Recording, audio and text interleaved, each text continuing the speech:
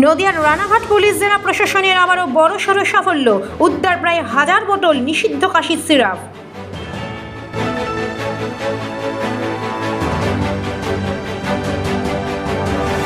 This video is for information and knowledge purpose only.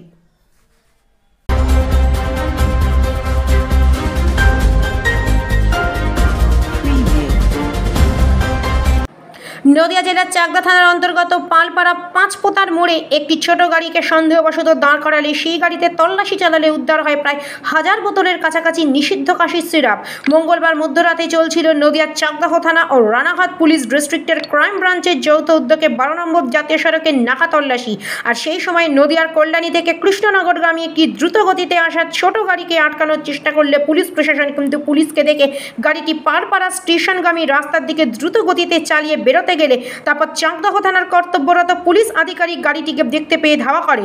এরপর পুলিশের ধাওয়া খেয়ে গাড়িটি আবার যথারীতি 12 নম্বর জাতীয় সড়কের দিকে ঘুরে আসতে গিয়ে পাঁচপোতা পালপাড়া মোড়ে গাড়িটিকে আটক করে রানাঘাট পুলিশ জেলার ক্রাইম ব্রাঞ্চের কর্তব্যরত আধিকারিকেরা।